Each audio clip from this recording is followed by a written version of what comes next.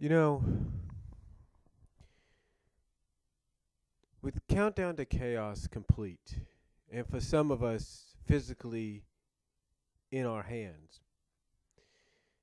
I guess the question is, was this the right move? When you look at the redesigns and how things came about, the question is always going to be raised with things like this of was it the right move?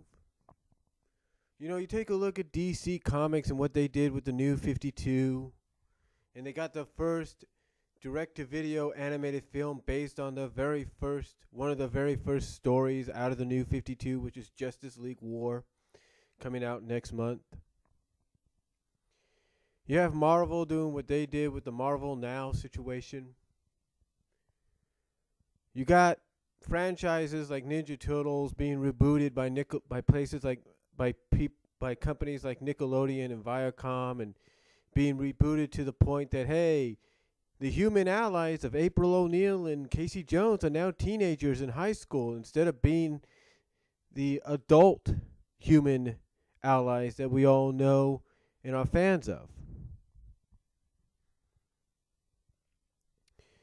You have companies with the new Ultimate lines like Marvel reestablishing or rebooting characters like, say, Venom, and making them not what they originally, and making them unlike what they used to be. In other words, as you've pretty much heard me say here on YouTube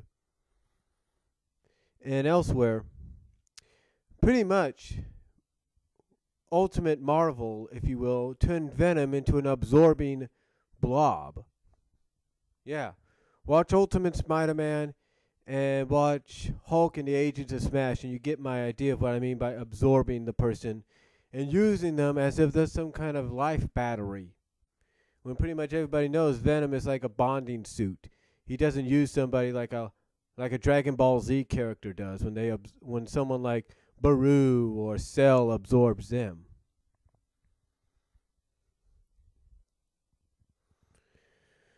You know, anyway, we always ask the question of whether or not a decision to go in those kind of directions was the right move. And some of us, we'll be critical about it. We'll come out and flat out say that it wasn't the right move. I look at what they did with Venom in the Ultimate Universe that you see in Ultimate Spider-Man and Hulk and Agents of Smash, and I don't like what they did, but I can understand why it was done. I may not like it, but I can understand why the character is presented this way. I can understand why they de-aged April O'Neil and Casey Jones in the new Nickelodeon Teenage Mutant Ninja Turtles. I can understand that, even though I don't like it. I can understand it. Same with Karai.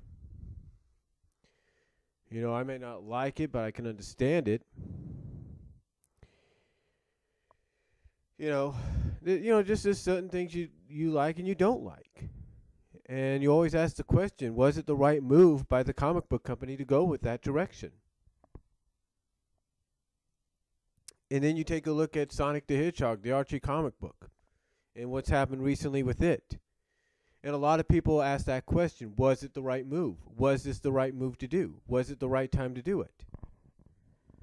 Well, believe it or not, there's a lot of fans that really don't think it was the right thing to do. It was not the right move to make. In fact, you have a majority of fans that, pretty much say the whole situation, starting with issue 230, was not the right thing to do, was not the right move to make. Because basically from what they've pointed out, and you could see in the comics, it was pretty much for a while rinse and repeat with the same situation over and over and over again.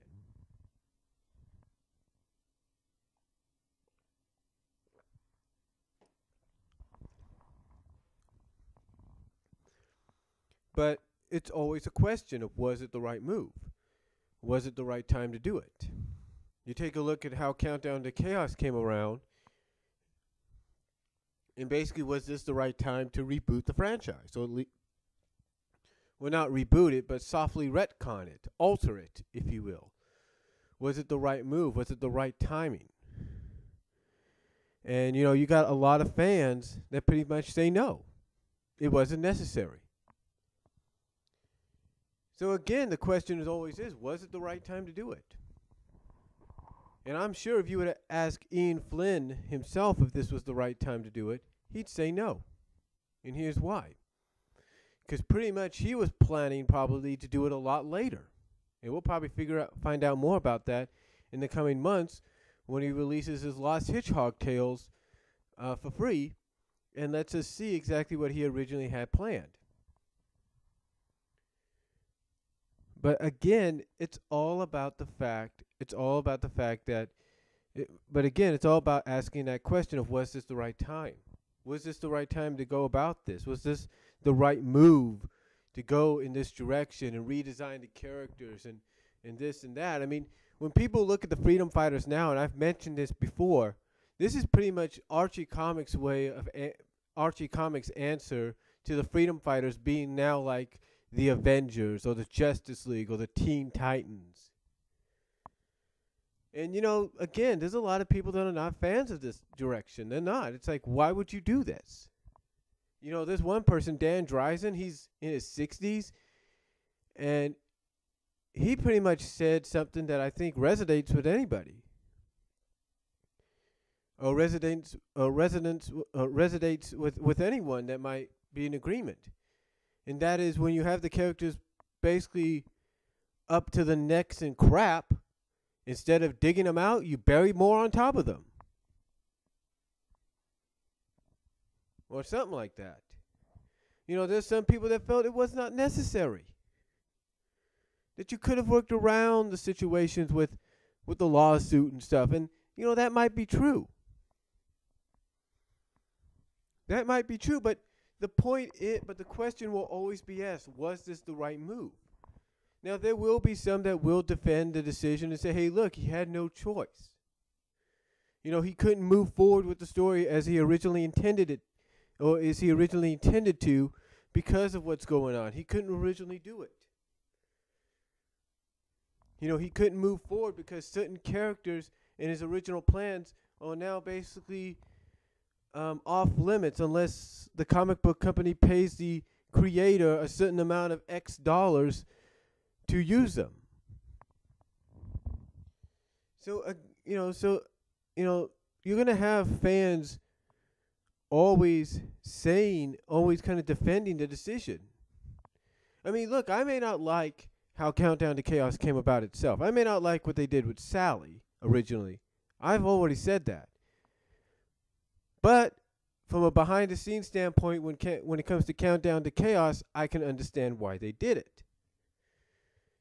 Do I like what, and also with Sally being Mecha Sally or weaponized Mecha Sally, do I like how that came about? No, but I can understand why they did it.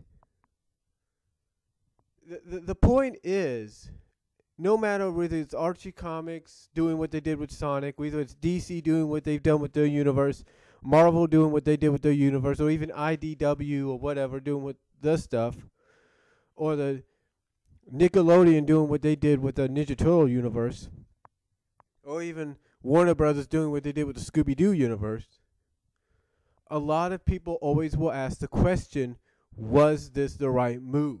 Was this the right decision to make? And not a lot of people are going to agree on it. Not a lot of people are going to agree that it was the right decision. No one's going to like the fact that you've changed characters' origins and made them into this and that. They're not going to like it. Nor will they support it at times. But in hindsight, even though you won't have people supporting it, you have those that will support it. And kind of at least try to say, look, calm the freak down, guys. Calm the freak down. And listen to what we have to say. Listen to why it happened. Read why it happened. And that's basically about it. So again, the question I have to anybody about what's happened recently with Countdown to Chaos and the Sonic the Hedgehog comic book, basically to end this, was this the right move, time, and decision to make? Let me know what you guys think down below. Comment if you like. And I'll talk to you later.